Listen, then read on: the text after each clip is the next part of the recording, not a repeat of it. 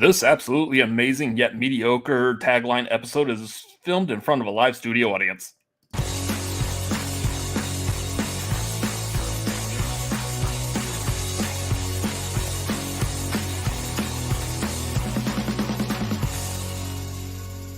Hello, everybody. It is Wednesday night. That means it is time for the tagline. We are the Cinefanatics. My name is Robert Adams. I'm not in front of a live studio audience. Oh, I'm sorry. I'm Chris Adams. That was a weird-ass name right there. How's everyone doing? We got maybe some movie news. Who knows? Were you expecting movie news tonight? Maybe we'll talk about some. Maybe we won't. Who knows? I don't know. Let's see what happens, okay? We're not confirming or denying what we're telling you tonight. Okay. Anyways, yes, there will be some movie news. I'll set the proper expectations right off the bat. We're going to talk about some movie news. It might be news you've heard already before, though. Yeah. Anyways, we will get to that here in a minute.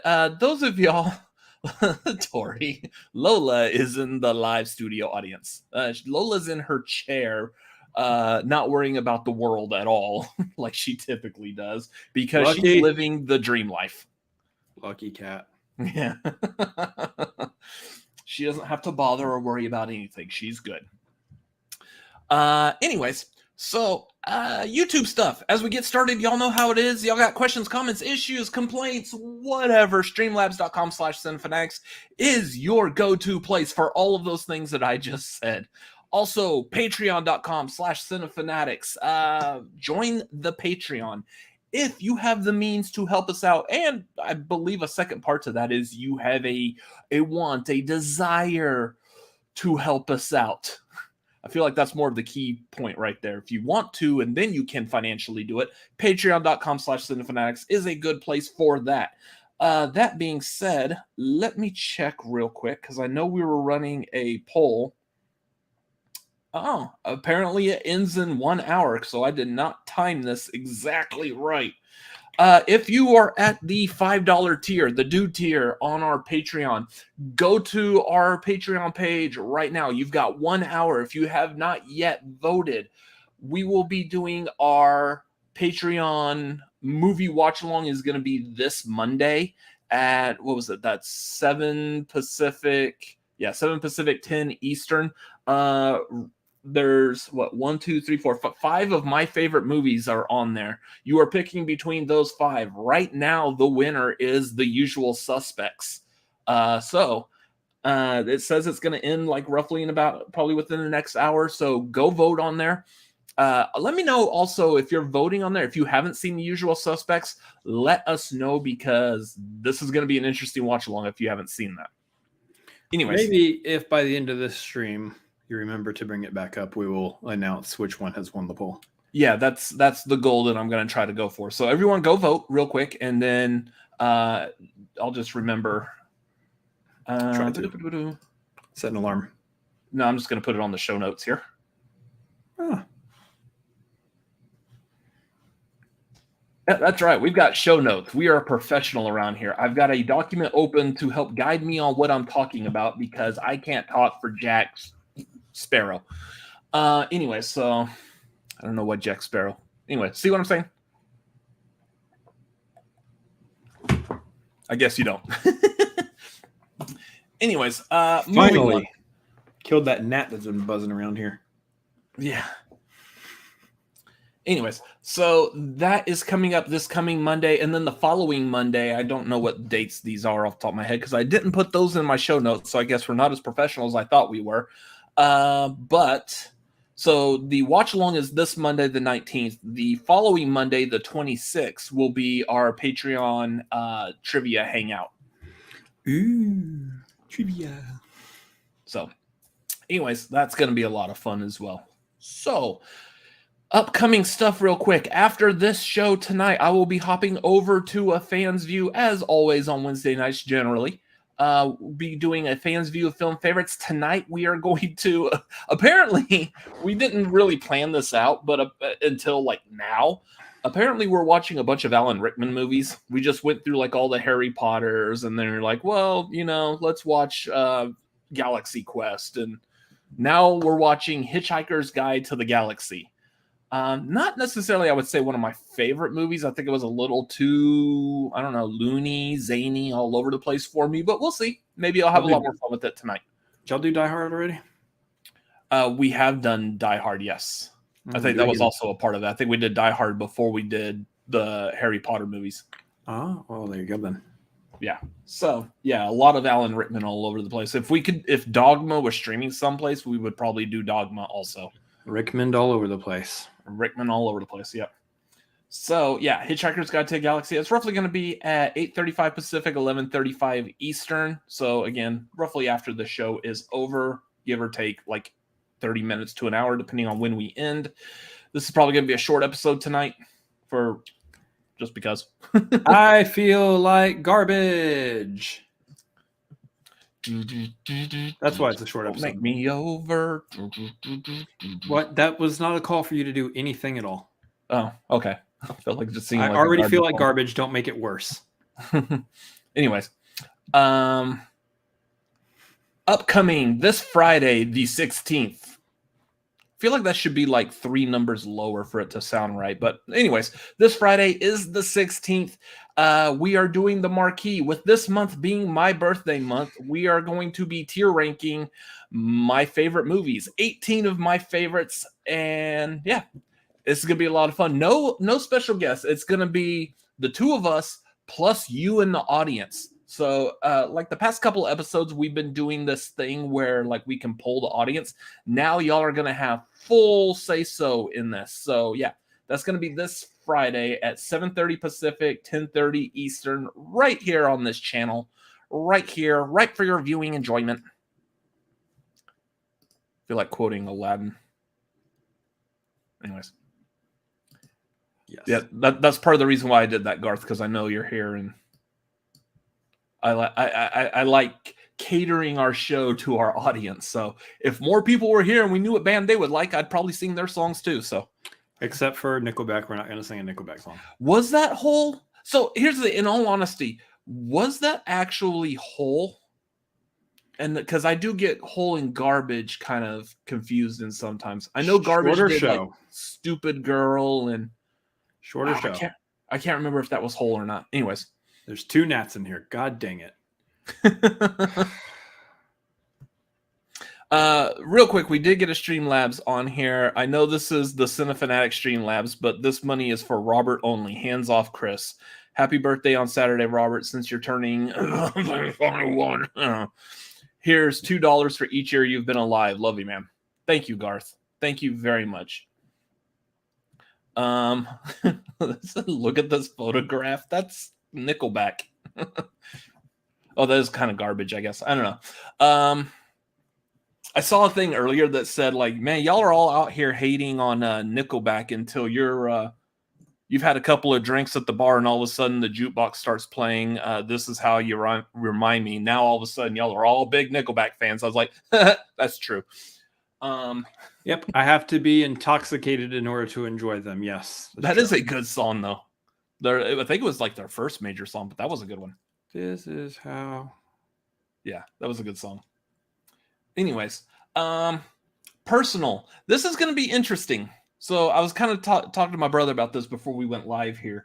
Typically, at around this point in the tagline, we might like talk about like how we're doing personally, personal wise, something other than movies generally. Usually this is the moment where we check in with how much pain is my brother in because he still deals with medical issues. So this is like just the weekly update. Yep. I also steal dill pickles too. Yes. Steal dill pickles. Yeah. Pickles. I'm hungry. Anyways, it's gonna get so this portion of the tagline is gonna start getting kind of redundant a bit. Mainly for the reason that both of us are now technically streaming on our own personal stuff outside of Cinefanatics or specifically outside of the tagline. For the most part, you could catch Chris over on his Twitch channel, chris.tv/ChrisAdamsMLP. Chris.tv, yep, got it. Twitch.tv. There you go. Whatever this thing that I clicked on says, go there. He's typically streaming Saturdays through Tuesdays. So if you want to know how he is personal wise, that's usually a good place because he's probably going to talk about himself. What time? What days? Did you say it's Saturday through Tuesday? Sunday, Monday, Tuesday. Sunday, Monday, Tuesday. You don't do Saturdays anymore. Sunday, Monday, Tuesday. Okay, so Sunday through Tuesday, you can find out how he is doing personally over there. Unless I randomly want to go on a Saturday, in which I'm not doing anything else on, then otherwise, no, I'm not on Saturdays. Okay. I'm just starting my YouTube channel. Did a stream last night, then did another stream a couple of nights ago. I think I've got like a pretty basic hang of it, of how mine is going to go. Last night was kind of like a tease of sorts of how I kind of want it to go. Talked about movies, briefly talked about like the video games I'm playing, the movies. I'm playing like my old like Nintendo classics, so I've got some old Nintendo games on there. So I will do those periodically whenever I feel like it, whenever I have time. Usually not while he is streaming, just because we don't want to. And those are moved to Fridays. We don't do anything on Saturdays anymore, guys. Yeah. And mainly because you're also filming weddings, if at all possible, and Saturday's typically the big wedding day. As of right now, I got 4 weddings booked next month. Hallelujah, praise the Lord. Yeah. Hopefully I feel good next month. But yeah. So my show that I'm doing on my YouTube channel, which I don't have a banner to click on or anything, it's youtube.com. Just follow me somewhere. Yeah, if you follow me on Twitter or whatnot, you'll find it. You can get to it that way. I'll put links and stuff eventually on Cinefanatic stuff to linky over there, but mine is going to be kind of like that. Like, I'll just talk about stuff that interests me. I am very likely going to be talking about like certain things like social interactions, stuff that I feel like that needs to be brought up that I'm seeing, or something that I feel like I just want to talk about, something I might be passionate, a certain subject. Some of it can get a little weird. Some of it can get a little heavy. I know. Like last night I did a little bit talking about certain drama that has popped up within like the community that both me and my brother are in, drama that I've seen. I don't want to do that very often. Like last night was kind of more of a one-off. I really wasn't trying to talk about the drama as in more of like how to handle that kind of drama. But I want to do more stuff where I'm talking about social interactions, how to interact with people, how to deal with situations, stuff like that. I might give like, based off of my experiences and stuff, whether it's like selling appliances or working for a cable company, I might give like tips and how to navigate those, how to interact with customer service. I don't know, just whatever I feel like. Some of this sounds like it could be boring and dry, but I'm hoping it will be fun and interesting. So yeah. Boring and dry is my name. Yeah. Yeah, I was talking about the drama without actually saying any details about the drama, and that's pretty much what I wanted to do. Because I mean, talking about the details of drama, I feel like brings up the drama, so I don't want to do that. So, anyways, that's what I'm looking at. All of the drama. There's so many different dramas. Yeah. Anyways, I want to move away from like drama stuff like that and talk about movies and whatnot.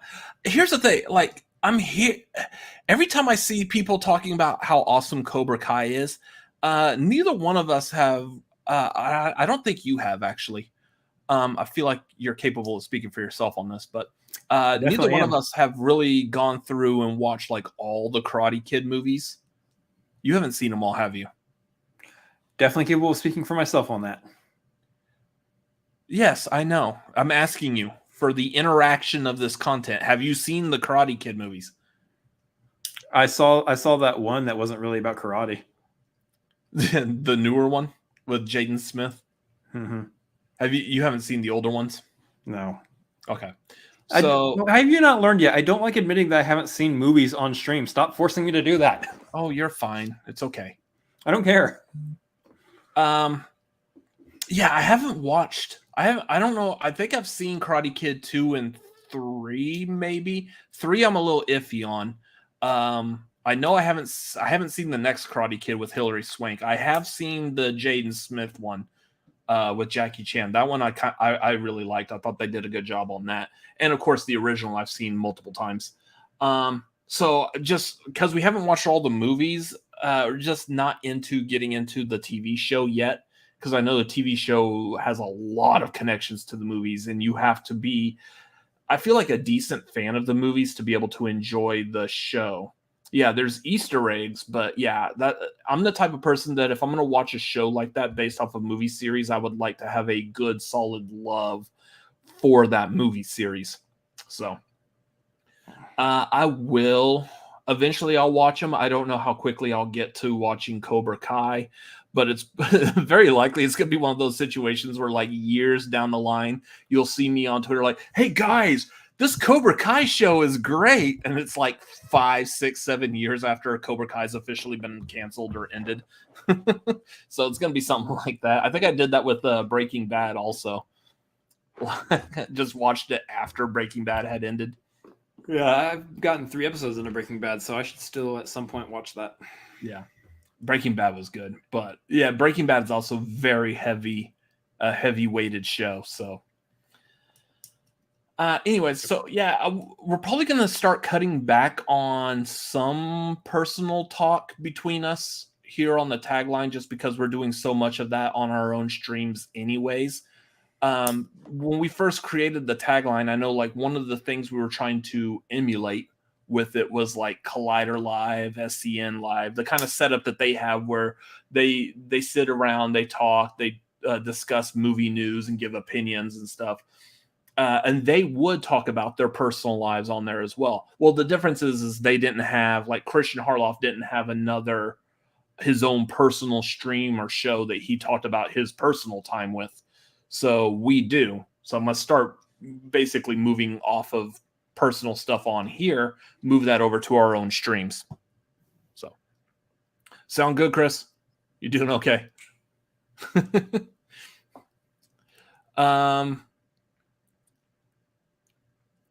What was it? Need to finish Better Call Saul. Perfect time for TV talk with the Emmys.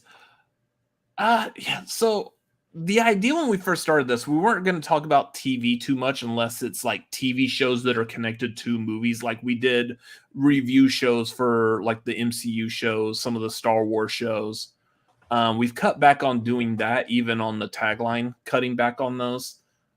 We may eventually, that will be something that as the channel grows, if that's something that's going to take a lot more time, if we're ever in a position where we can devote more time to this channel, i.e. not necessarily working a full-time job, then we might bring stuff like that in. The what? Me not being broken. That too. Then we may be including stuff like TV show reviews or reactions. That would be something I would like to potentially eventually do. So tagline for now. How was your week, Chris? Watch my Twitch channel on Sunday if you want to know. I mean, pretty much, yeah. That's what I'm like going to start trying to push. Like, if you want to get to know us, if you like us, you're wanting to support us, and you want to know us personally, that's going to be the place to go, is our own streams. So, and if you don't show up, we get the hint. We just want to hear your movie opinions, and that's it. Speaking of movie opinions, we got a couple of movies that we've both seen this past week that let's talk about for a brief minute. Hot minute. So this is kind of funny. Over this past week, I've watched a horror movie, and you've watched a horror movie, and then we both watched Clerks 3 and Pinocchio. So let's talk Pinocchio real quick, because that was released this past Thursday or so for the Disney Plus Day or Disney Day or whatever they called it. Yeah. I said before on here, like when I was a kid, I watched the Pinocchio cartoon like all the time, and I feel like this movie they hit a couple of beats, I feel like, pretty well. There's a couple of things I did not like. The new songs were completely out of place. And that might be the nostalgia factor for me. I'm not used to hearing those songs in Pinocchio anyway, so there's that. But I mean, they really did feel kind of out of place. There's a different. You had that same opinion with Aladdin too. Yeah, well, luckily Aladdin, I think, only had the one new song, but it was also wildly out of place. Generally speaking, you're just not into a new song being applied to a old property that you grew up with. Sure, and I feel like that's fine. I feel like a part of that is that nostalgia factor. That heaven forbid if you change my childhood type of thing, and I get that. But some of it's just the fact that they put a couple of new songs in and they removed a couple of songs that were, I feel like, pretty classic to Pinocchio. I don't feel like that did very well. They've added like a couple of more like new story beats and scenes that weren't entirely necessary. Just a lot of the changes I felt were very unneeded. A lot of stuff also changing it to update it to current times. For example, when they go to Pleasure Island, they go way out of their way to make sure that you as an audience member understands that they're drinking root beer, not regular beer like they do in the original cartoon, or at least it's alluded to. It's not actually said, but I mean, or no, I'm trying to remember. Doesn't a character get drunk in the original cartoon? Maybe. I mean, cartoons get drunk off root beer all the time.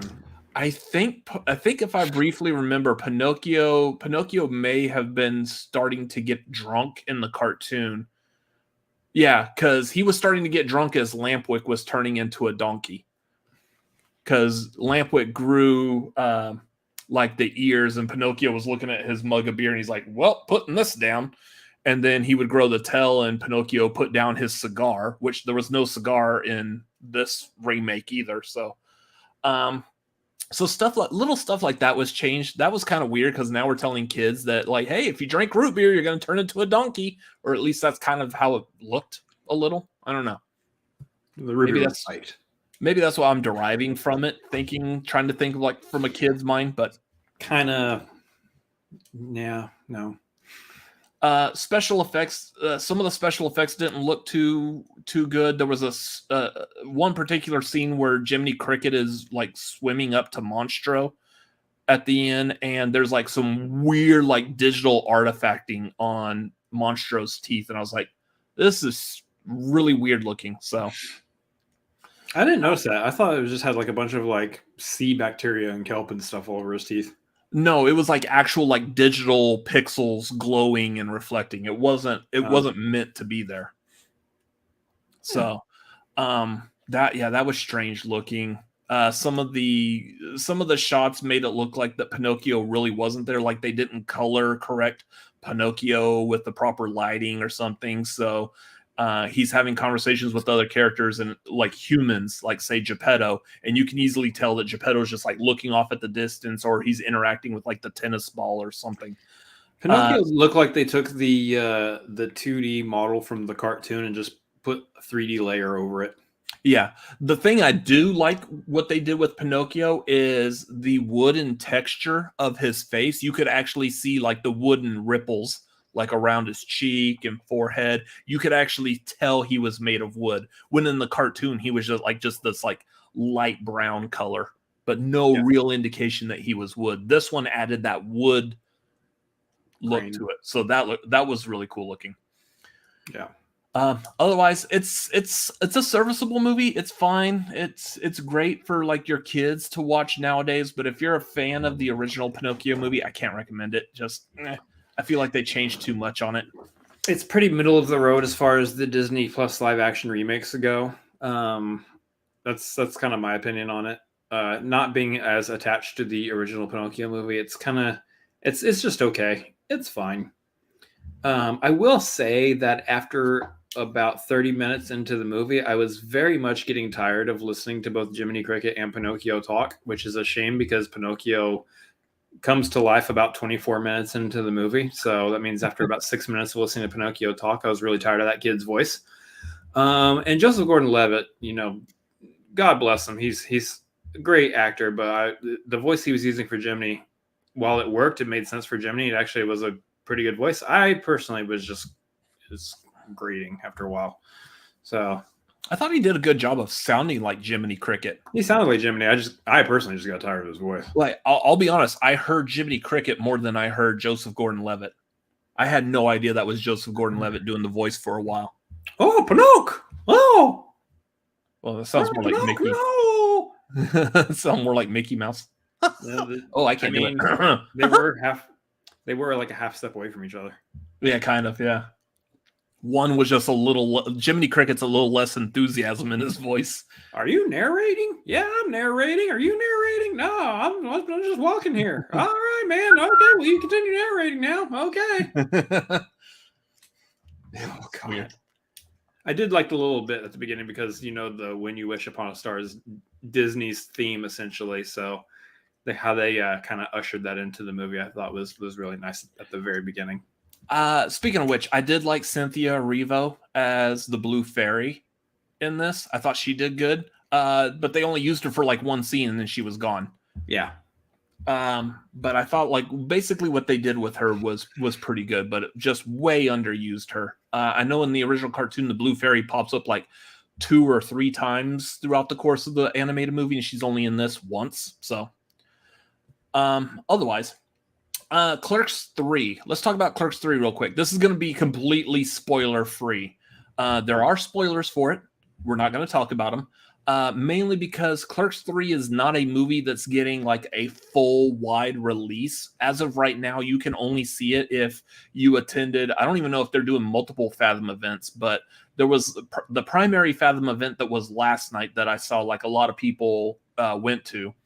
And then there's also the tour that it's going on. So if you happen to be able to see it either at one of those events or a tour, then cool. Go see it. It was a fantastic movie, but otherwise you're going to have to wait for streaming or Blu-ray. So I don't want to talk about this because there's still a lot of people that might not see this movie for another like 3 to 4 months or so. Yeah. This movie was great. Now, I am a Kevin Smith fan. I am a fan of the View Askew universe. So I know that could kind of like skew what my opinion might be on it. You, however, Chris, you're okay with the View Askew universe movies, but you're not like a huge diehard fan of them.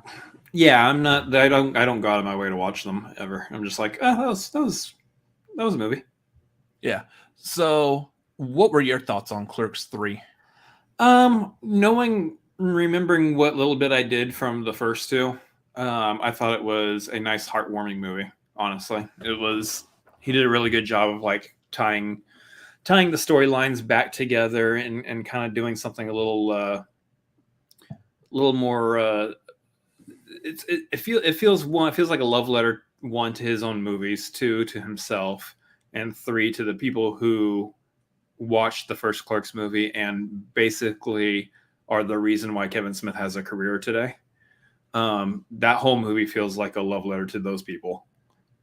So I thought it was great in those terms. As someone who, I'm just okay with the View Askew movies. Like, it was a fine movie. It has a fine story to it.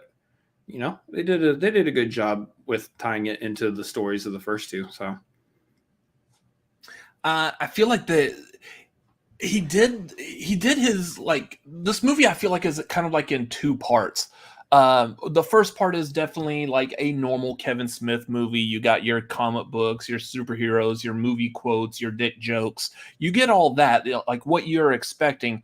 And then this movie leans into a lot of like dramatic stuff happening. And it does it extremely well. This is the kind of drama that this movie does is I don't think it's kind of like a level that we've seen from View Askew movies before. Mm-hmm. And it took this like immediately I was like, I can't believe we're still watching a Jay and Silent Bob type of movie.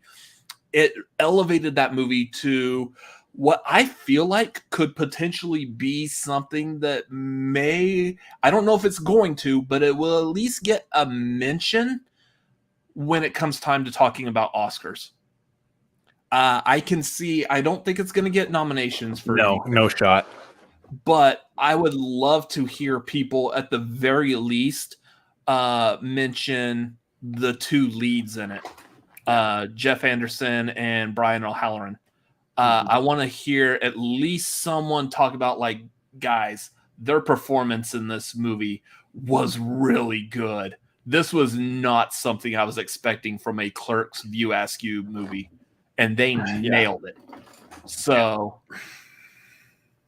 yeah, absolutely. That's what I'm saying. I would love to at least hear. I severely doubt they're going to get a nomination, but I would love to hear their names brought up in Oscar conversations. At least by the third act of the movie. And that's all I'm going to say about that. But yeah, earlier parts, it feels like it feels more like how like the first Clerks felt, which is, I don't know these guys necessarily at the beginning of the movie or towards the beginning of the movie felt like professional actors as much as they felt like friends of Kevin Smith who are coming in and just doing the movie for him. Mm-hmm. But by the end of it, you're like, oh, they're actually doing some acting here. They're actually doing something. Yeah. Pretty good. Yeah. Don't be surprised if you hear people talking about this movie and saying like how choked up they're getting. Like, oh my God, a Kevin Smith movie is making me cry. The stuff they do in this movie is so good. So if you are even if you're a casual passing fan of View Askew movies, like say my brother, highly recommended still. If you're a big fan of View Askew like me, definitely highly recommend this. This is a whole new level to Kevin Smith I don't think we fully have seen, and I loved it. So, also this. Yeah. That was a lot of fun seeing Ben Bateman, former movie trivia schmodown champion Ben Bateman, seeing his name in the credits of the music. There's the scene in the movie where his song plays. Like, originally I thought his song was playing during the credits. There was actually a scene in the middle of the movie or so that his song plays in, and it is a really good use of his song in that scene. Yeah. That's all I'll say about it. But yeah, we're like, hey, there's our Bud's song. I hear it. Yeah. So really good. I loved hearing his music in this movie. So it's just a really good movie. Highly recommend it. Let's talk about some horror movies real quick. I love the fact that you get to talk about one of these. Let's talk about mine first real quick. Because it's going to be real short and simple. Barbarian. Saw it the other night. Fantastic movie. If you haven't seen it, you don't know anything about it, go see it. Don't read anything about it. Don't look up who's in it, who directs it. None of that. Go into that movie knowing as little as possible. I knew one like short, like little sentence summary about the movie, and that was not even an accurate description of the entire movie. It was just the one little sentence describes what happens like in the first 15 minutes of the movie, and that's about it.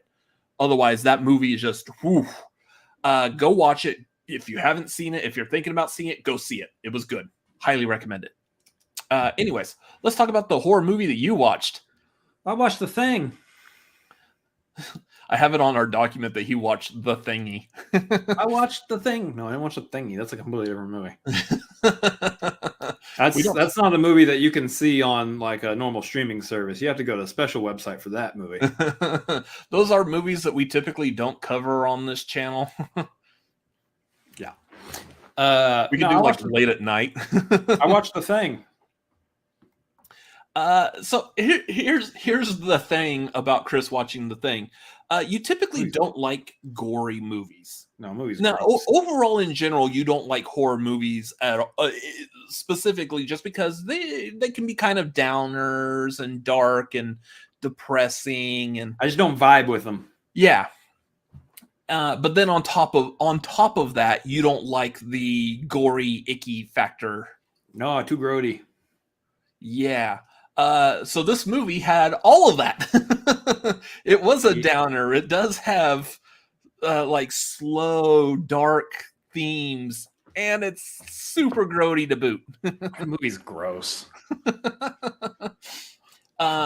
So we'll get more of your opinion on this on Friday for the marquee, because The Thing is one of the movies that is going to be on the marquee this Friday.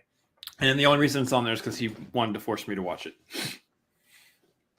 Wait, no, that's not why I did that. I mean, it was good. Like, the story of the movie is actually really good. The what did we call it? The tense moments, the driving of the intensity and tension. That's the word I'm looking for. The tension of the moments. All really good stuff. Kurt Russell, classic character for him, really good. Some good lines, like you brought it up while we were watching it. Some good lines from various people throughout the movie. I do like the mystery of you don't know who's the thing at any point. Someone's a thing. You don't know who's a thing, but you'll find out. Like, all that's fun. It's weird to me that the thing doesn't take any kind of real physical shape. It's just kind of a meat blob that takes the shape of whatever. It's just a thing. That's literally the best description for the thing. It's just the thing. Yeah, like at one point there's a disembodied head on the floor, and it, all of a sudden out of nowhere just grows spider legs and crawls and walks away. Yeah. One point there's a pup. Looks like a puppet with some syrup all over it. So going into this, of course, I had to describe for my brother like some of the special effects. Like, here's what you're going to experience, because you've seen the most famous shot from this is easily the doctor doing the defibrillator on one of the characters, and the character's chest opens up and then clamps down on the doctor's arms, and he rips his arms off. You saw that already. So you had kind of an idea, because that was like an example of the type of gore, the practical effects that they use for that. So I went in like describing like, so there's going to be parts of this that look like it's a rubber puppet covered like in Caro corn syrup, primarily the dogs. So like it's a little gooey. So people ask me, how could you watch this? It's because, one, it's an alien. I know it's an alien creature. It's not a human. Two, it all looks incredibly fake. And three, I don't really know if there's a third. Just the one and the two kind of really knock it out. It's old. It's old. Like, I don't want to put this out there that I saw The Thing, and so now I invite anybody and everybody to say, well, like, if you've seen The Thing, you can watch this movie. I'll make that decision. I'll make that decision as whether or not I want to watch that movie. Just because I've seen The Thing does not mean I want to watch every movie that has some kind of Play-Doh 80s plastic gore in it. No, I'm good. So we're watching The Evil Dead next, is what you're saying. Probably not. Well, because Evil Dead is like straight up like Play-Doh. It's Play-Doh stop motion gore effects. So it's super cheap, it's super low budget, and it's amazing. So, no, not watching Evil Dead. Unless you want to, but you don't want to. Yeah. So that's one of the lines before that happened, before the head sprouted the spider legs. I was telling my brother, I was like, dude, Palmer over here has got a great line with that. There's so many lines. That line, Gary's line, the quintessential scene for this movie is the blood test. I love that's the most tension of the entire movie. And the part of Gary still tied to the couch at the end of that is like the great line there. RJ having that line towards the end when fighting the thing, just so everyone has like really good lines, and I love it. So yeah, I know. We could have Lego suggesting horror movies all day long. Lego. You missed a key word there, which is no. I don't want recommendations. Yeah. So, yeah. Gentlemen, I know you've been through a lot, but when you find the time, I'd rather not spend the rest of this winter tied to this fucking couch. I love that line. Just so good. Anyways, Yeah. Cheater. Anyways, so I'm just really happy that you watched like a good classic movie, whether the fact that it's a horror movie, and it is one of, I think most people will generally say it is one of the best horror movies ever made. I know people will put that like on the same kind of a category, like with Stanley Kubrick's The Shining, The Exorcist, which, yeah. Yeah, anyway, so stuff like that, like those are some good classic movies. The Shining, I know you want to watch. Eventually you'll watch. Please read to the tune of Sad Flute Titanic song. Lego, I am all here for like any of your horror recommendations all day long. Like I feel like you and I very much share a similar taste in horror movies, so I am. You can let me know all day. Anyways, so that's it for I think new movies that we watched over this past week or so. Let's talk about some movie news.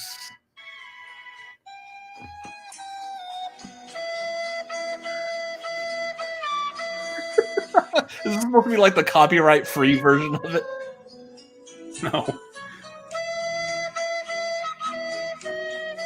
It's on a recorder.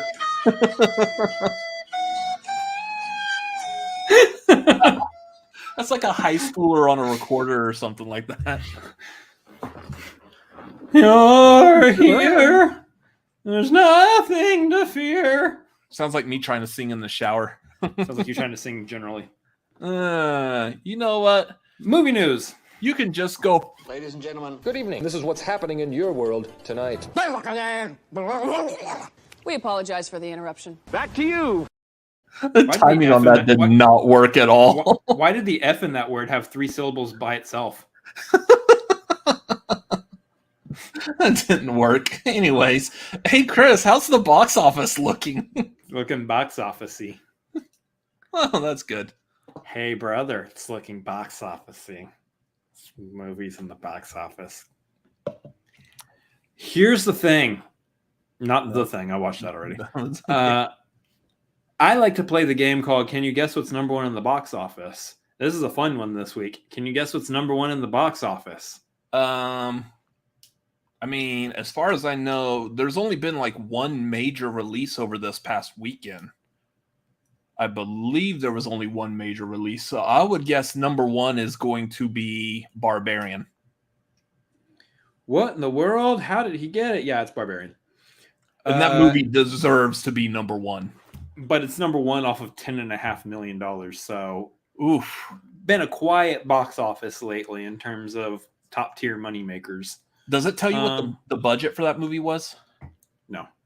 I want to know what it might if I click on it, but I'm not sure, so I don't want to do it.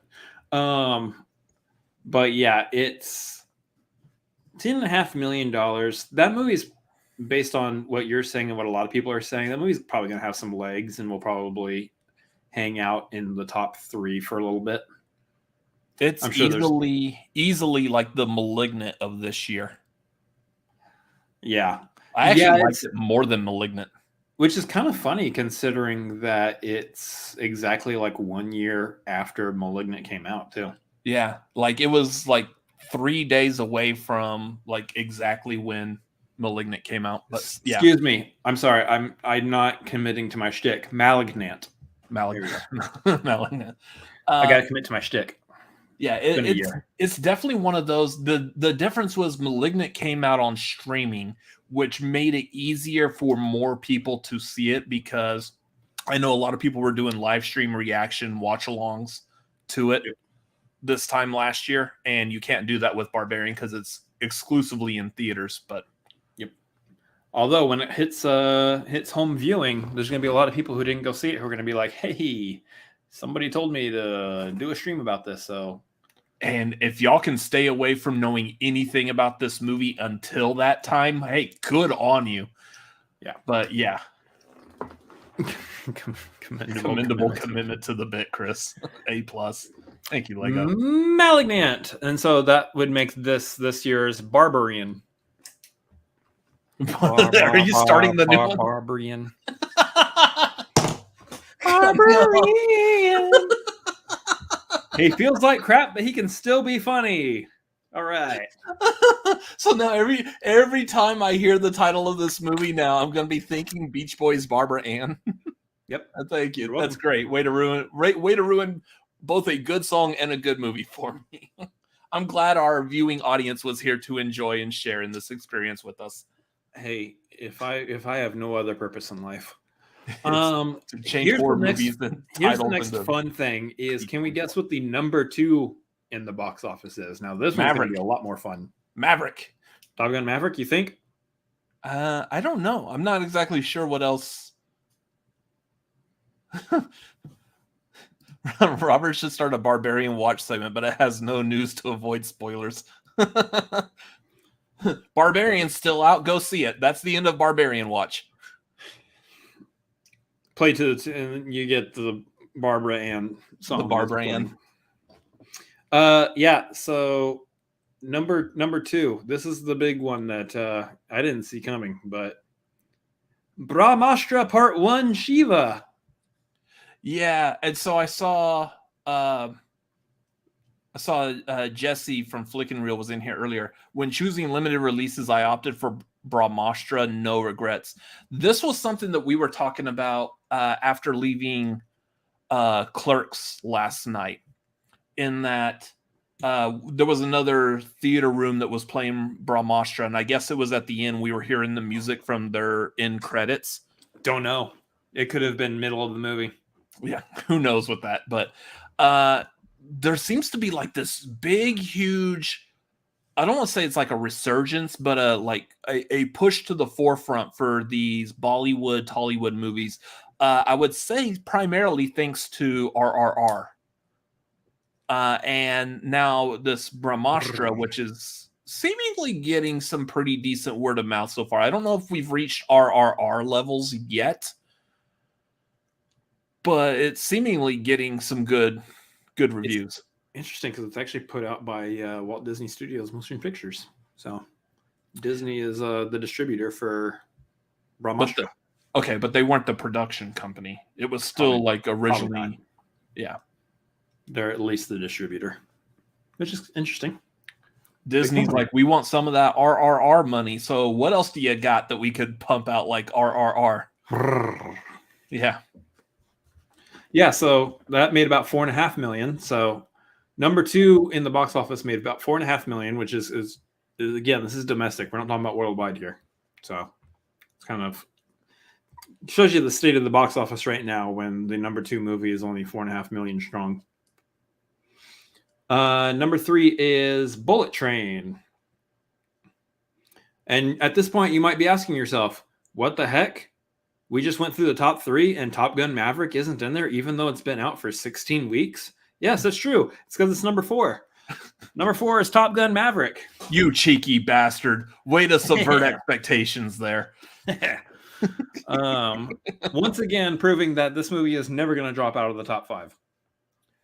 It's just going to live here forever. Speaking of number 5, number 5 is The Invitation. Number 6 is DC League of Super Pets. Number 7 is a new release called Life Mark.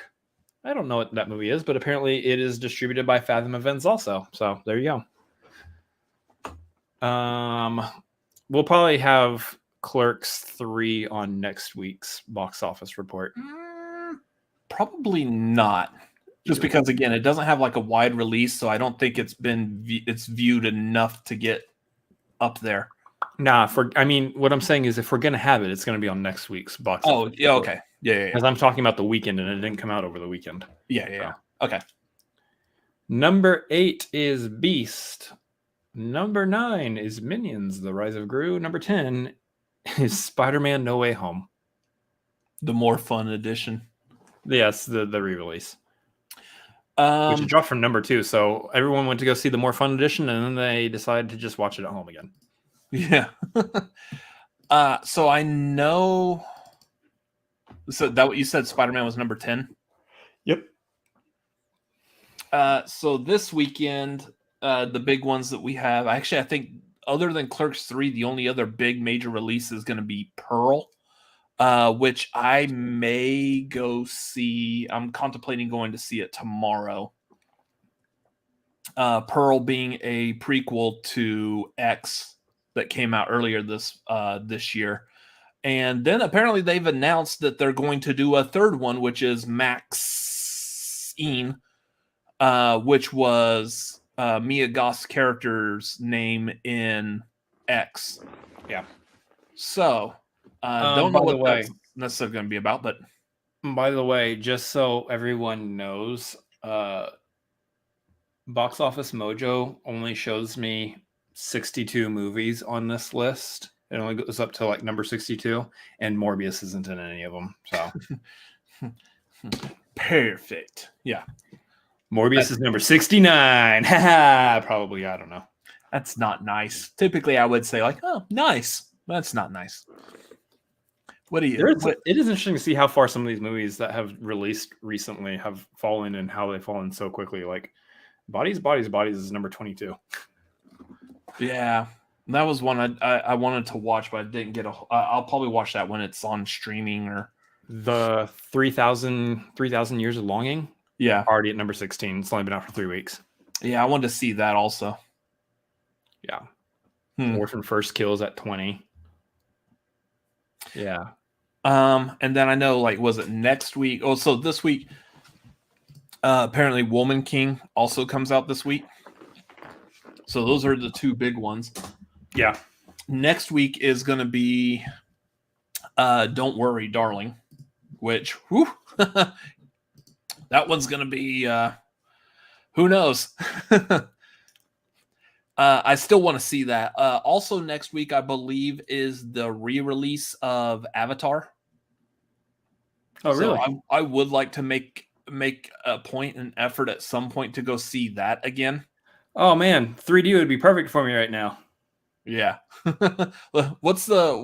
Isn't there like the theaters like where the chairs move also or something like that? No, thank you. That would be the worst experience in my life. I'm already floating around as is in my normal stability. The only reason I'm moving my chair right now is to keep consistent rocking motion to make myself lull into relaxation. Yeah. Garth summoned it. Let the bodies hit the floor. Let the bodies hit the floor. Okay. Anyway, that's your box office, guys. It doesn't really roll off the tongue that well, Garth. Anyways, so we're done with box office stuff, right? Yep. What do we typically do after talking about box office? Usually this is the part where I would play a really loud song and talk about Barbie news, but given my current physical state and mental state, there's no Barbie news. I'm a Barbie girl. Okay, go ahead and do your thing. I know. Anyways. Okay. All right. That was it. There's no Barbie news. Barbarian is number one at the box office. I guess that's the closest I'm we sorry. can get to Barbie news. I didn't even have the mental wherewithal this week to be able to make up something for you. I'm so sorry. Sorry, Lego. Sorry. Garth, you getting out this week scot-free except for what that knucklehead just did. Anyways, that's been your Barbie watch. Anyways, moving on. It's not me this time. So, not really too much movie news really to talk about. Stuff I was perusing. Jeremy Miller in the Discord was posting up like news stuff, and the one that really shocked me is he posted thanks Chris, screw you Robert. Thanks Garth. Thanks for the Streamlabs, by the way. Give me back my money, Robert. No, it's okay, Garth. I'll take the money this week. It's okay. I'll take that money. Don't worry about it. I'm sorry, Garth. Nope, too late. You ruined it. Jeremy Miller posted one about how like Rennie Harlan is remaking or doing a trilogy of The Strangers. I don't know why Well, I don't know why we're gonna do a redo and then plan on a whole trilogy for The Strangers, and I also don't know why Rennie Harlan is doing it. None of this sounds like a good idea. So that's really the only like movie news that I'm aware of to really talk about. Let me quickly skim through stuff because again, there really wasn't much other than talking about D23, which we'll do here in a second if I don't see anything. Real quick, let's talk about this this one thing that popped up today, the People's Joker. This is interesting. If y'all heard about this, there was this movie that's like basically it's kind of a parody of someone who wants to be a Joker-like clown in a TV show. And this is a movie about them being a Joker-like clown in a TV show set in Gotham City. This was an indie movie that was already made and premiered at TIFF and then was immediately pulled because it's not an actual DC Comics, Warner Brothers, Discovery licensed, authorized use of those characters or that setting. It's a kind of a parody of it. So therefore, they're saying that this movie, the contents of this movie are under fair use parodying.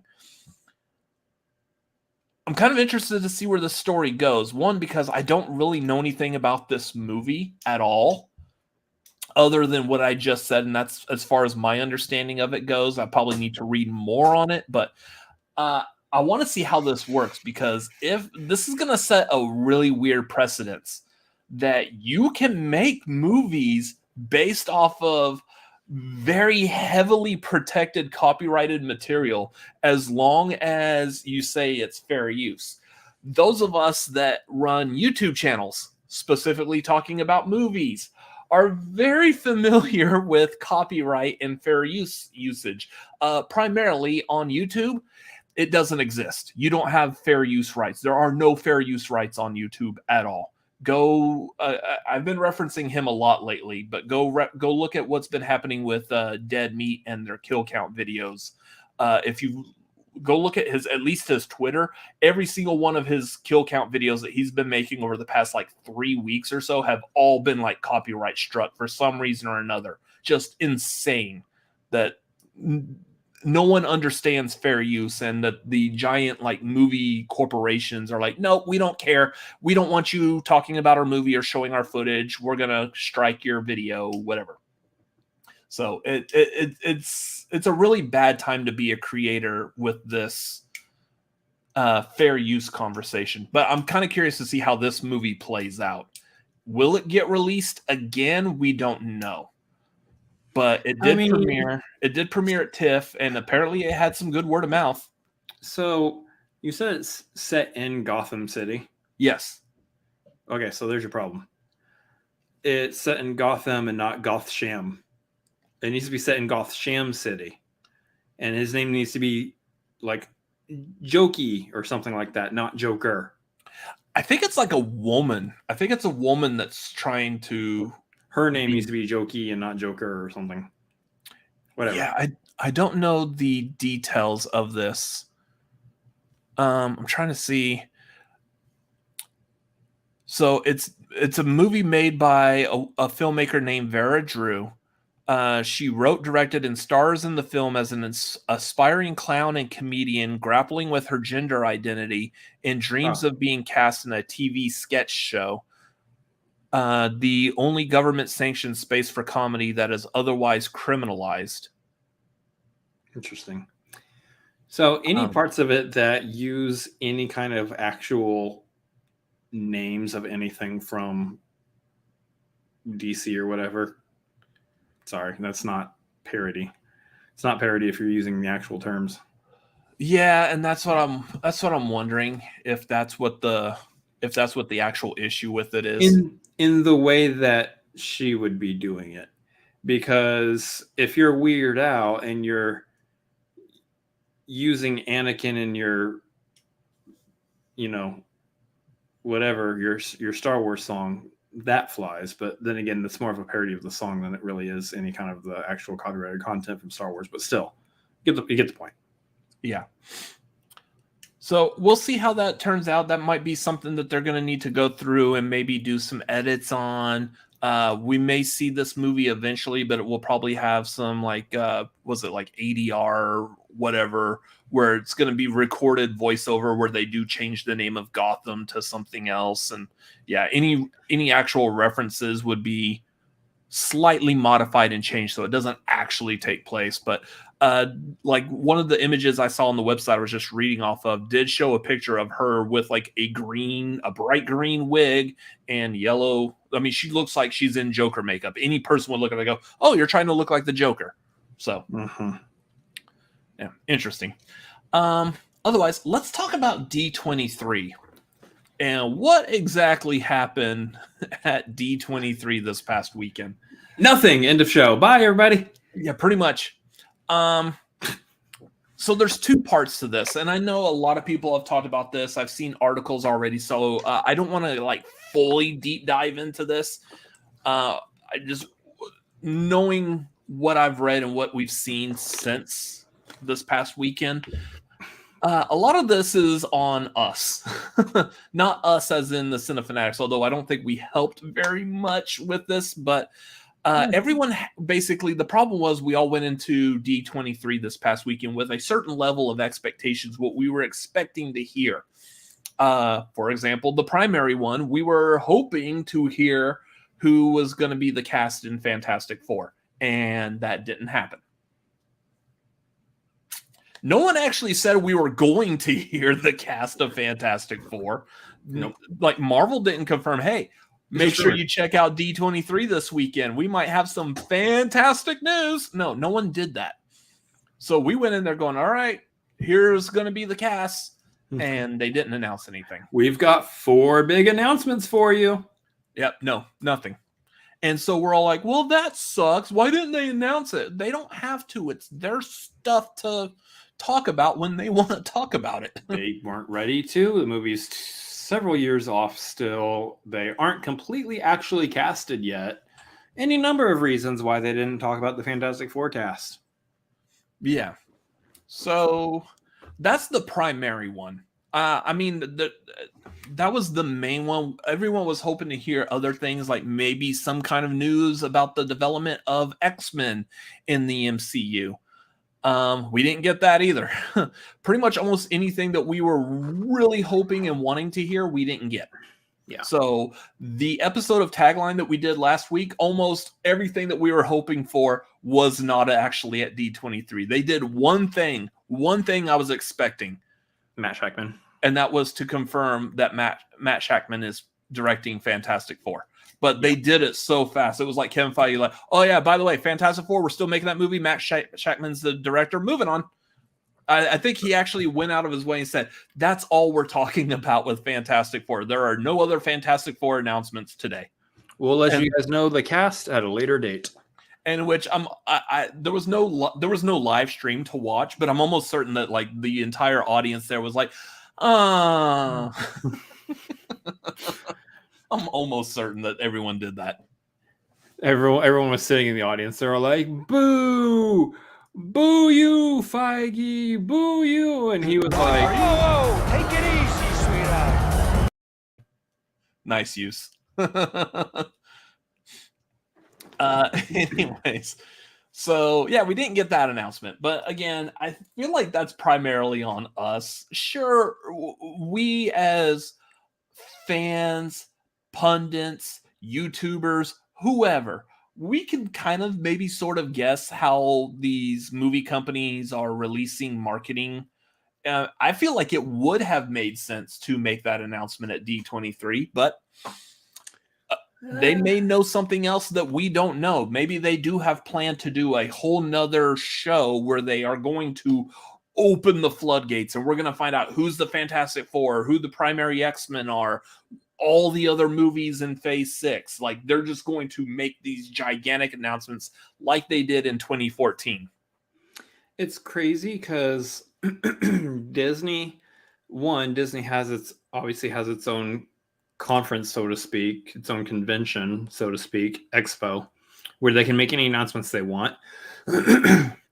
But it's interesting because it still seems like most of their announcements are still held for things like Comic-Con, in which case we literally just saw Marvel spill a lot of details at Comic-Con. Mm-hmm. And so when you come at it from that perspective, when you come at it from that line of thinking, it does make sense that they're not going to do the same exact thing again at D23 in the same year. They're not going to give us the 411 on the Avengers Kang Dynasty and Avengers Secret Wars, and then turn around and give us all of Phase 6 at D23. No. It like, if they wanted to, then yeah, it would make sense for them to do that, but it also makes sense for them to be like, no, we're keeping to Comic-Con, and Marvel can do its own thing if it wants. Star Wars can do its own thing if it wants. It does. It has Star Wars Celebration where they like to dole out most of the Star Wars news there. So it makes sense that a lot of Star Wars news isn't spilled out at D23 or Comic-Con either. So it just, yeah, I think if a lot of people are going into it going, I'm expecting announcement after announcement after announcement after announcement here, it's like, were you not paying attention at Comic-Con when they gave you announcement after announcement after announcement? Yeah. So I do want to kind of like run through like some of the stuff that was announced, just briefly talk about, because I really don't have like full on discussions stuff I want to talk about on most of these, but just like hit a couple of key points here real quick. Hocus Pocus 2. Looks all right. Like, I wasn't like a huge diehard fan of the original. I saw the original like multiple times as a kid, primarily at someone else's house because witches weren't really allowed to watch it at our house. So it looks cute. I think they did a really good job on making the Sanderson sisters look like how they looked back in the early 90s. I do like the trailer shows Kathy Najimy as instead of riding on a broomstick, she's riding on like two Roombas that are like hovering in the air. I thought that was like a Swiffer. Yeah. Disenchanted. I mean, good on our sister. Like, I'm excited she's got another movie, but I'll watch it. I'll support her. Yeah. I'm not like super hyped for it. You should be. She's related to us. I know. She's probably going to hate she's hoping to get like free press and marketing out of us, but I don't know if I can fully back this one. Just, yeah. Peter Pan and Wendy. Great. It's another Peter Pan movie. Don't have one of those every single year. Yeah. Haunted Mansion. Didn't they already make a Haunted Mansion movie? Wasn't that like a Eddie Murphy? Yeah. Yep. Okay. This one could be interesting depending on how exactly they're doing it. They're making a movie about Mufasa, directed by Barry Jenkins. So one, it's directed by Barry Jenkins and not Jon Favreau. So prequel. It's going to be a prequel. It still has Seth Rogen and Billy Eichner coming back as Timon and Pumbaa. Does it? How? Yeah. Huh? How? Because they were alive. How are they involved in that at all?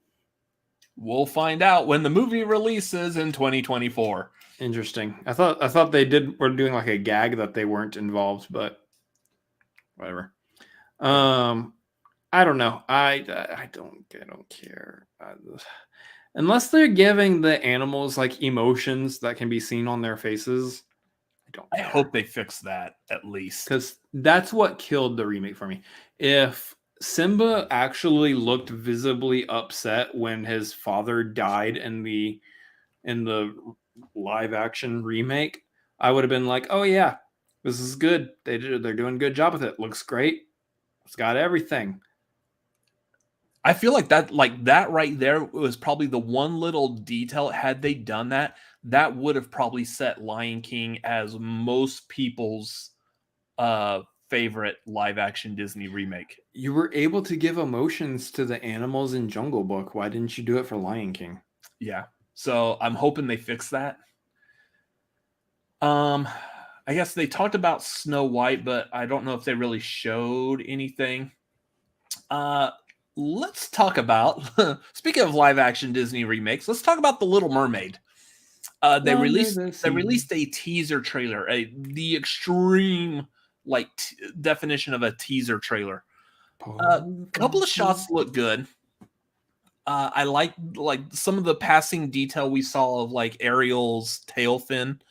There's not a whole lot of shots in that trailer to go off of. There's not. And so this is weird, and I feel like I've talked about this before briefly.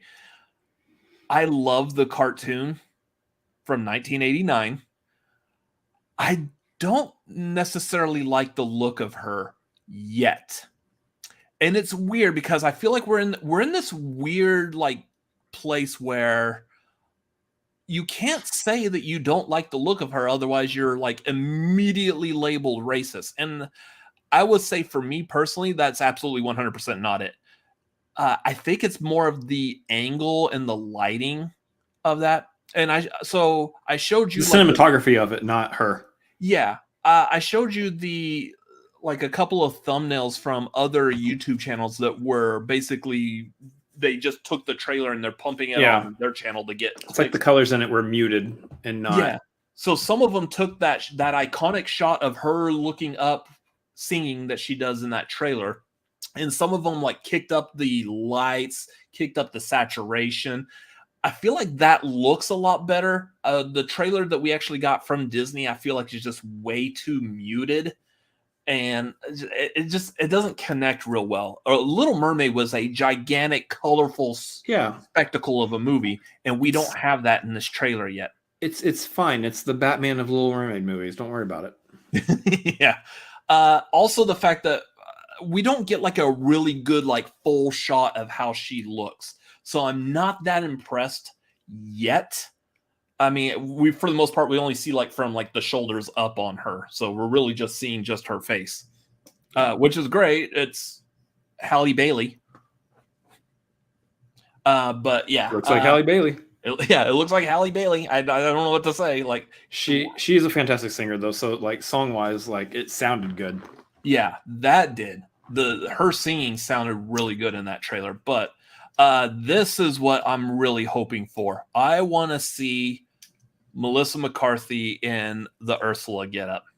So I can already picture it in my mind too. I can picture her like cackling. Yeah, I can already see it. Yeah, because I feel like her voice is not that. I feel like she's going to be able to nail the Pat Carroll voice of the original Ursula. I think she's going to be able to do that very well. This movie has a potential for being really good if people could get past the fact that it's a black girl playing Ariel.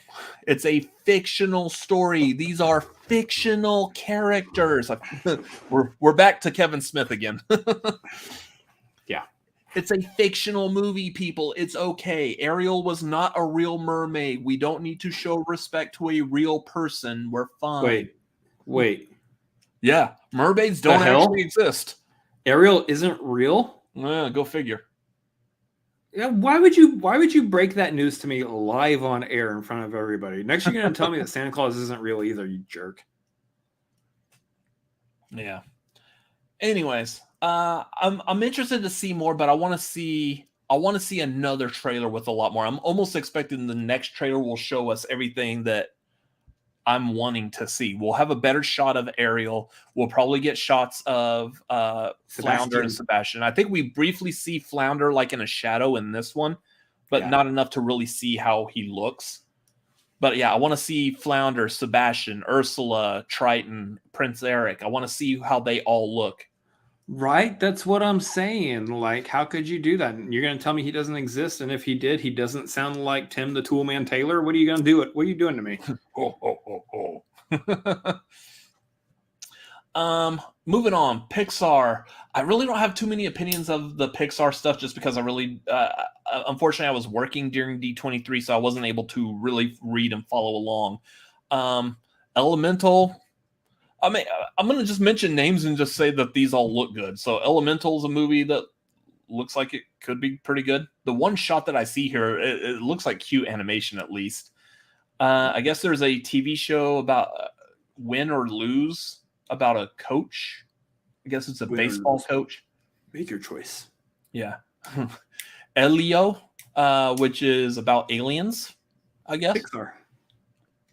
And Inside Out 2. I don't know exactly what we're doing with Inside Out 2. Revisiting your feelings. She's older now. Oh, okay. She's gonna be like a teenager or something, and we're gonna see like her feelings, her inner workings as a teenager. Yeah. So, is this gonna be a PG-13 Pixar movie? Well, I mean, okay. I say that in joke, but I mean, Turning Red was about a teenager, and that one didn't have to deal with anything that was really PG-13-ish. So she was a preteen, yeah. She's becoming a teenager, yeah. This will be interesting. This will be an interesting one. Hopefully they bring Bing Bong back. Otherwise, screw off. Apparently, what's his name? Black. Lewis Black. Lewis Black. He's not coming back as Anger, which is a huge disappointment because that was my favorite character. I thought I heard a lot of them weren't coming back. Just Amy Poehler, really. Well, let me see. It says Amy Poehler will be returning as Joy. Mindy Kaling and Bill Hader will reportedly not be returning as Disgust and Fear. And then, Lewis Black. And then I can't remember what's her name that was playing Sadness. Phyllis. Yeah. Okay, that's right. She was Phyllis in The Office. And her name is Phyllis. Is her real name Phyllis also? Yep. Was that her character's name in The Office? Yep. That's awesome. Okay. Well, good. I don't look like a dummy on the internet. Yay. Always trying to avoid that one. Well, shut anyway. Like I was saying, Bing Bong better come back, otherwise screw off. Yeah. So then we've got the other Disney computer animation that's not actually Pixar, it's Disney. So there's like a Zootopia show. I feel like they've talked about this for a while. This is a series. It's a series that takes place in Lagos, Nigeria. I am not going to try to attempt the name of this because I haven't heard it yet. I can't tell how you would pronounce that, but the shot that I'm seeing here looks good. Strange World, of course, we know that's coming out in November. I don't know how to feel about that. It just looks very... I don't know the story of it yet. It looks interesting. Yeah. Wish. I don't know what Wish is, but it's also I guess a movie. Has Ariana DeBose. Oh, that's the one that is about the star that so many Disney characters wish upon. Interesting. Something like that. So now we're gonna give like life to that one star that everyone's always singing to. Yep, pretty much. That's kind of cool. It tells the story of the star from the Disney logo. Okay, well, that might actually be interesting. The way that's phrased.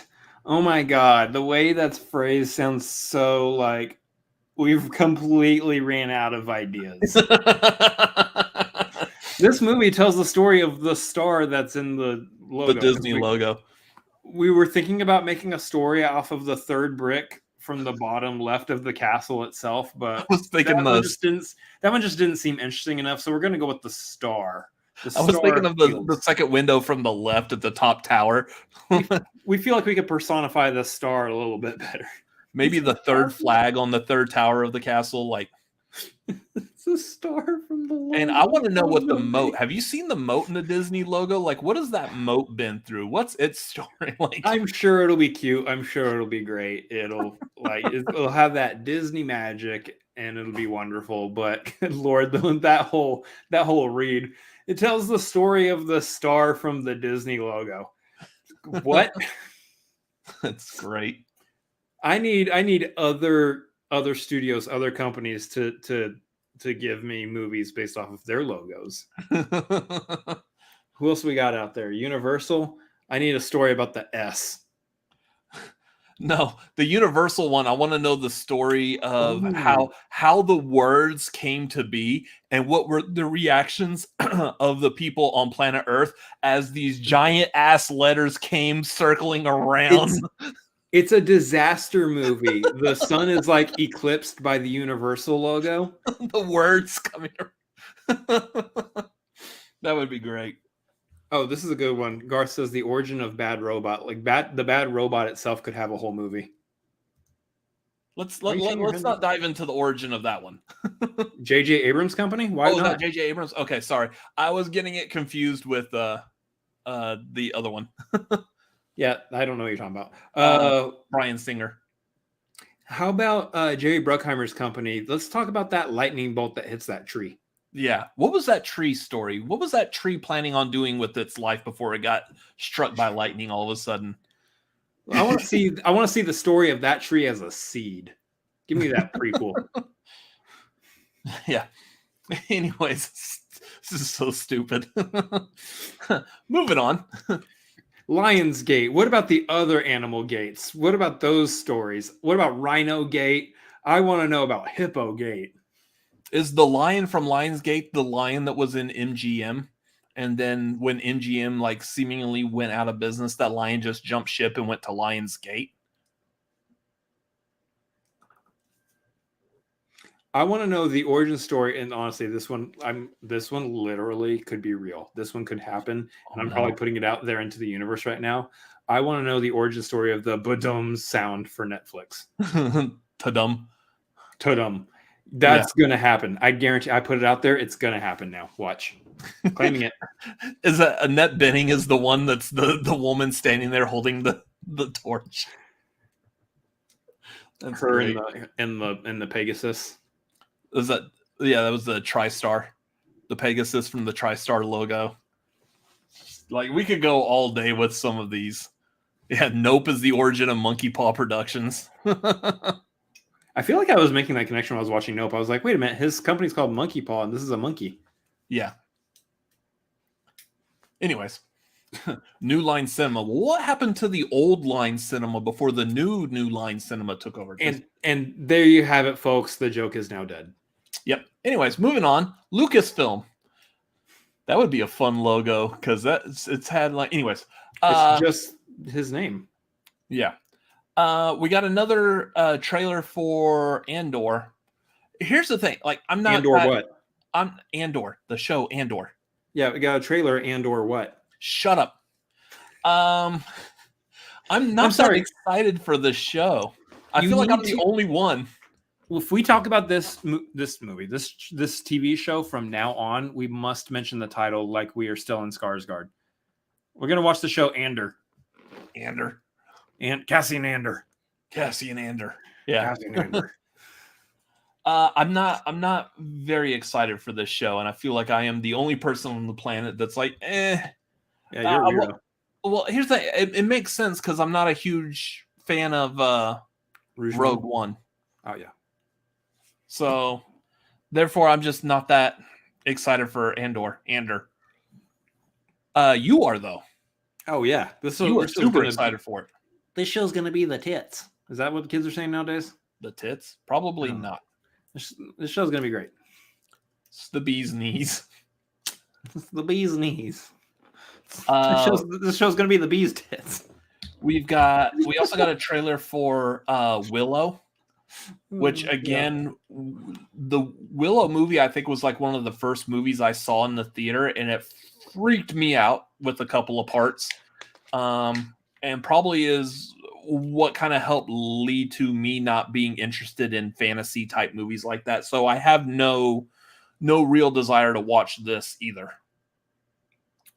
Oh, anyways, Bad Batch season 2.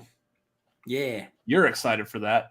Tales of the Jedi. This actually looked kind of interesting because this was the one that looks like it's going to be focusing on the younger Ahsoka.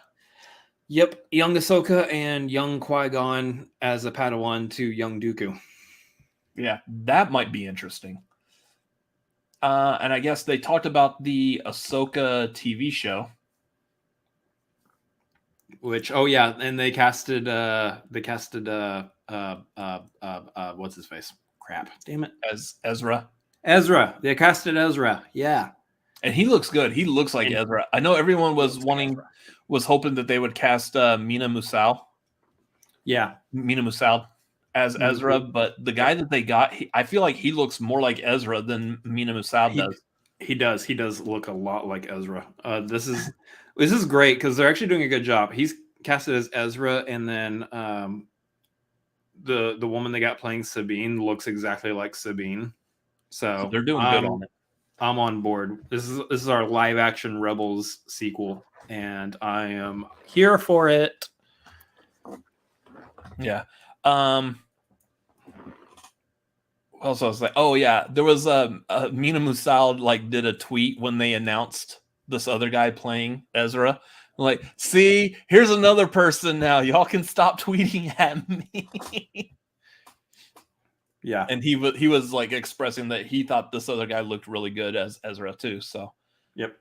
There is Star Wars: The Skeleton Crew starring Jude Law. I don't know anything about this. I can't remember the specific details about it, but it sounds good too. I believe John Watts is working on this one, so this is what he has escaped and ran off to do instead of Fantastic Four or currently another Spider-Man movie. Okay. And then we got a trailer for Mandalorian season 3. Yeah. Looks like more fun hijinks between Mando and Grogu.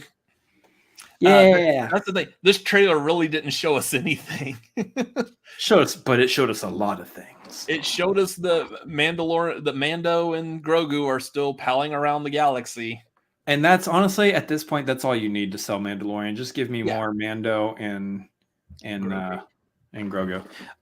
Yes. We did get glimpses of Mandalore in that, which is actually really cool because that's the first time that the Mandalorian home planet is actually seen in live action. So yeah. We got like we got the voiceover of like them saying that like you're a Mandalorian no more, and what looks like that they're now going to be hunted by Mandalorians. So that looks like that could be interesting. I mean, he's got the Darksaber, so technically by their rules he rules Mandalore. Yeah.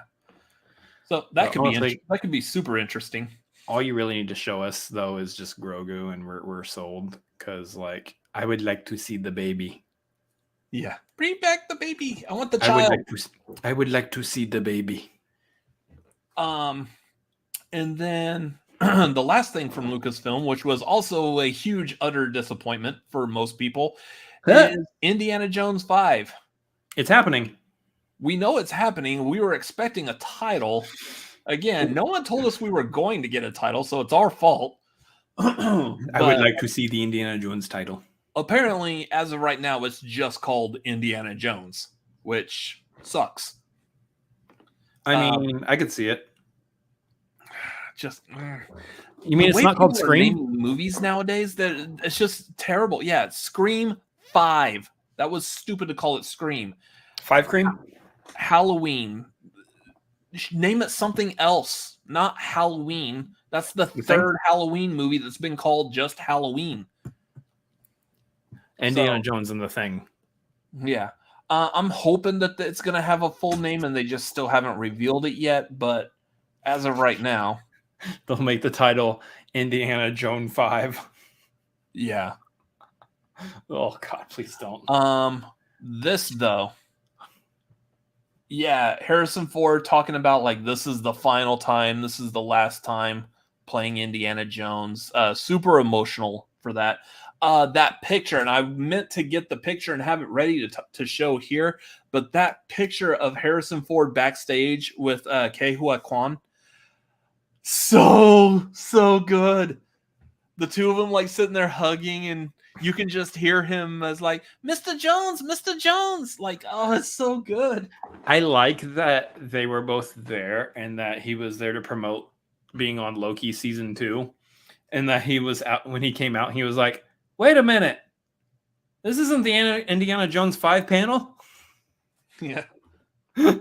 just that image alone. Like, again, if y'all saw the last marquee we did, you know, I'm not like a huge Indiana Jones fan, but I would love to, like, that could be my like cell phone background image. It's just the two of them. Like, it's so good. Oh, I They're wish both they called it old now. H40 Halloween 40 years later. That would have been funny. Moving on to Marvel. Not a whole lot of news here, y'all.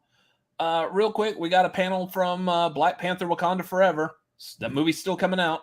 Angela Bassett was there, so that's fun. I don't Yeah. think she was there at Comic-Con. Ironheart. They confirmed that Anthony Ramos is in the show, and he was on stage talking about it. The Hood or something like that. Some character. Yeah, the Hood. Apparently it's going to be magic versus technology, so That'd be interesting.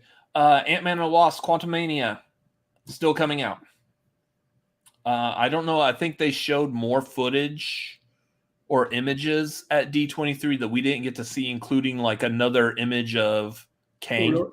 Oh, Kang. I saw that more images of MODOK have potentially. I don't know if those are legit images. Like, there's an image of like him on a shirt, but I don't think that's a true image of him yet. So yeah.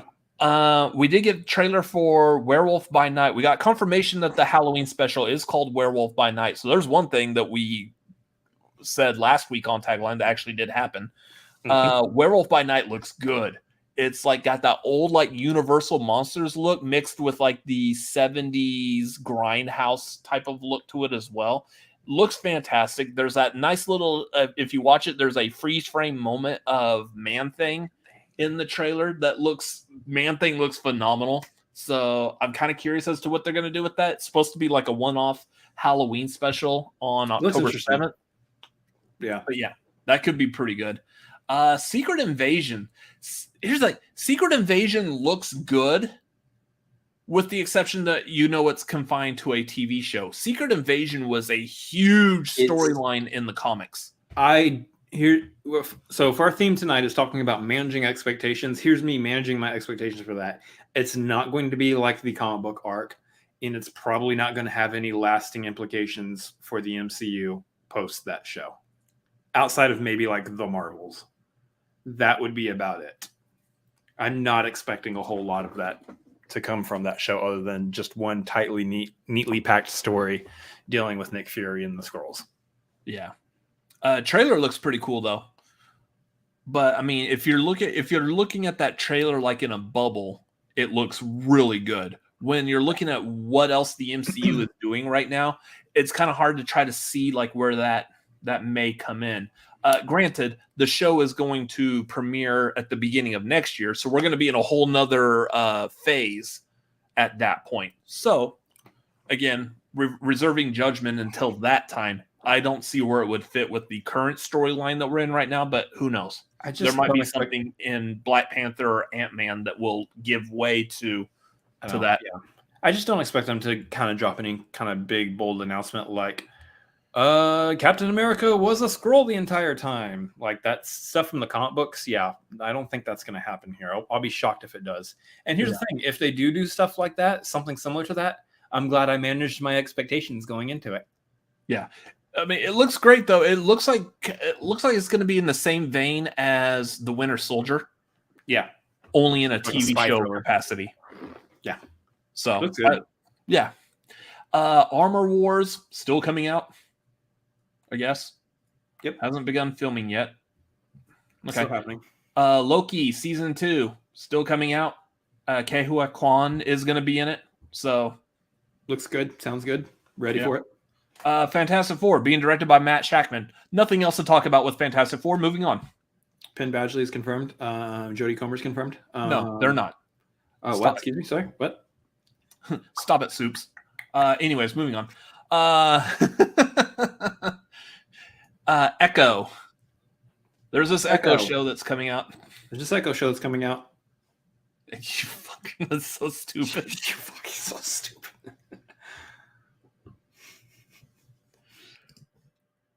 Yeah, this doesn't work real well with this layout, but fair enough. And then Daredevil Born Again. What was great is seeing both Charlie Cox and Vincent D'Onofrio on stage together again.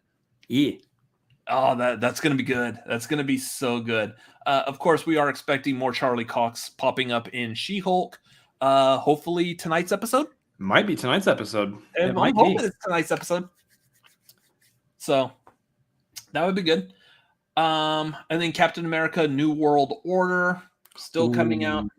This one. We got with that we got confirmation of oh man, I forgot his name. He was in Falcon and Winter Soldier. He was one of the soldier that. Oh yeah, who he was working with. That he was primarily working with. He's going to be in at the it. beginning. Yeah. Mm-hmm. And then they did something I was not a huge fan of. He's going to be his Bucky, essentially. Yeah.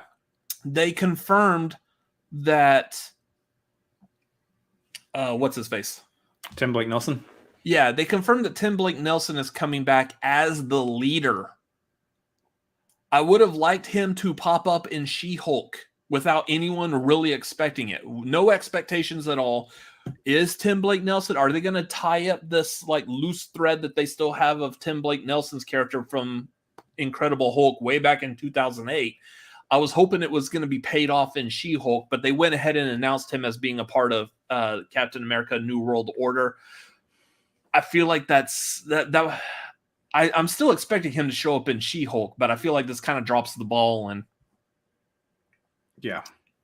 Thunderbolts. We got an image of who all's a part of the Thunderbolts. Still missing. Oh, real quick. No, he was talking about Danny Ramirez, not Isaiah Bradley. Yeah, I do like that Isaiah Bradley's going to be in the movie also. Yeah. Thunderbolts. We got to look at the who's on the team for the most part. Noticeably absent was Zemo and Abomination. Pretty sure that they are also a part of the team. They just haven't been officially announced yet. They're not going to announce Abomination yet because he's got a storyline that's currently running in She-Hulk that we need to see play out a little bit more still. Yeah. So I wouldn't be surprised if we find him being ushered in some way, some kind of post credit happening at the end of She-Hulk that kind of sets him up to be part of Thunderbolts later. Yeah. Like he'll get a visit from Zemo. I don't know if he'll get a visit from 1-2 punch. Boom. Or he'll get a visit from Valentina. Unless, of course, he's like roped in against his will to be a henchman for Zemo, and Zemo's the bad guy of the Thunderbolts, and they're all after Zemo. And that's possible too. Yeah. So you never know. I feel like I agree with you. I feel like most of this will be answered by She-Hulk. And then the last one here is the Marvels still happening. We got like a little bit of a plot summary in so much that the 3 Marvels in there. So Captain Marvel, I guess Spectrum. Is she playing Spectrum, I guess? I think she's going by Spectrum. And then Miss Marvel. The 3 of them are getting like their powers or identities swapped around, which kind of falls in line with what we saw at the very end of the Miss Marvel TV show, that she up and disappeared and Captain Marvel was in her place. So yeah, who knows? But that could be interesting. That movie comes out July of next year, so we'll probably see more of that after Ant-Man is released. Yep. The only other thing I want to talk about real quick is still more talk about this Avatar 2 that's coming out in December.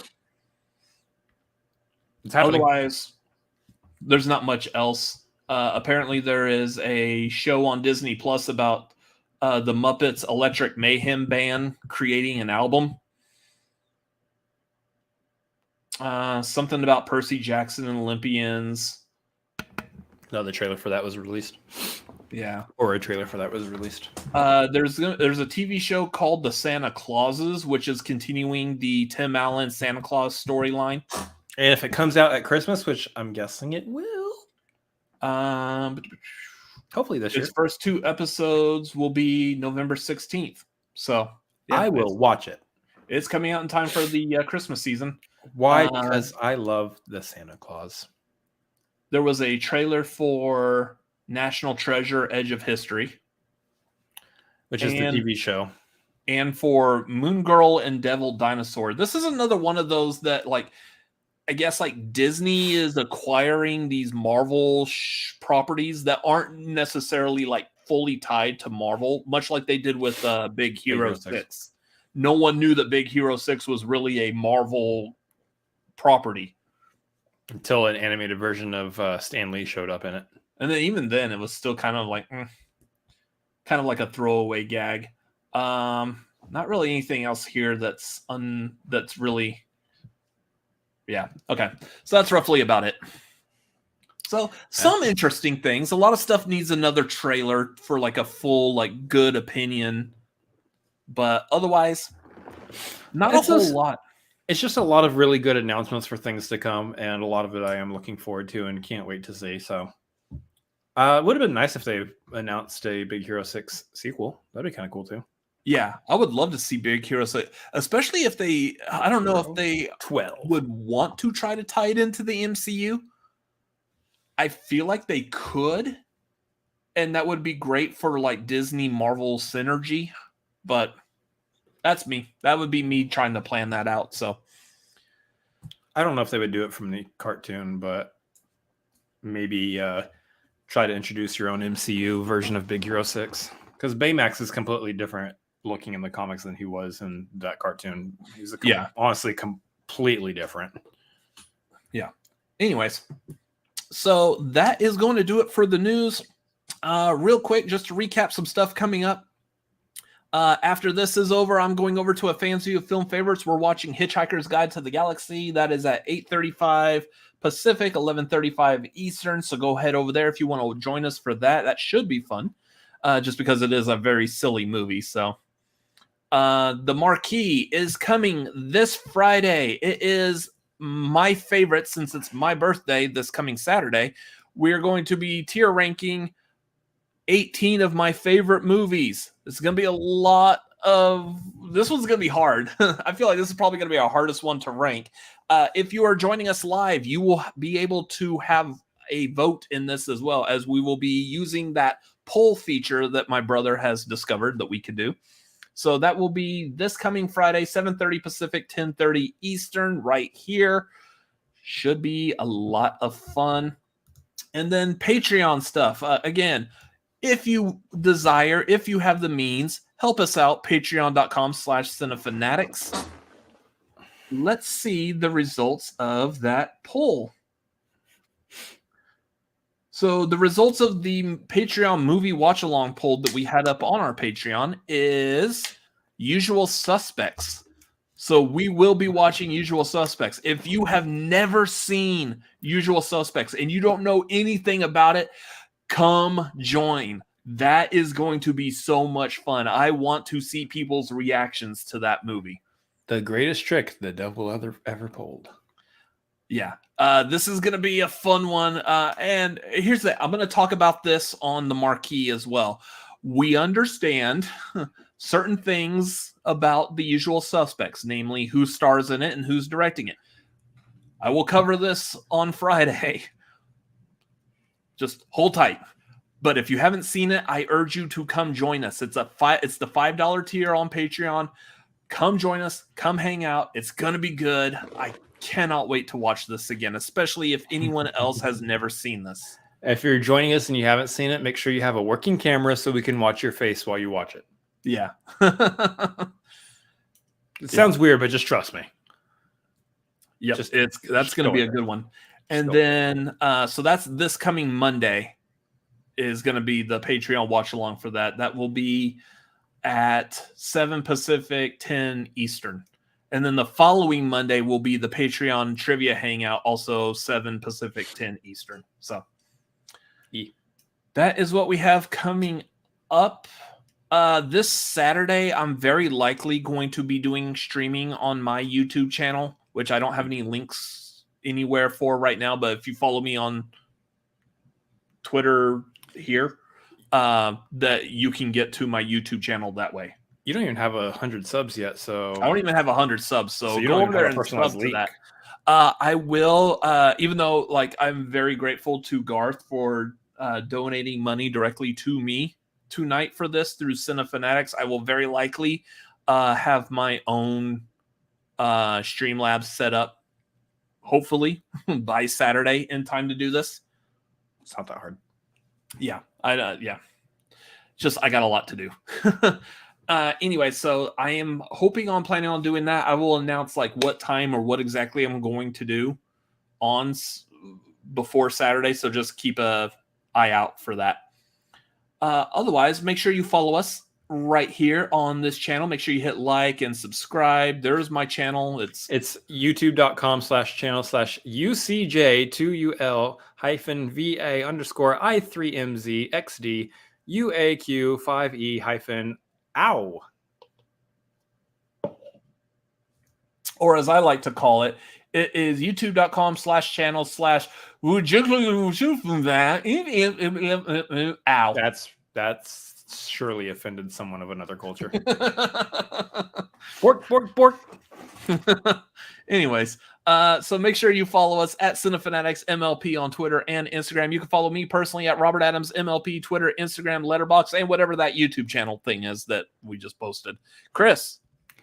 You can follow me at Chris Adams MLP on Twitter, Instagram, and Letterboxd, as well as twitch.tv/Chris Adams MLP, where I will be streaming again, hopefully Sunday. I should be feeling better by then. Sure. You have a Twitch channel with an easy address to rattle off.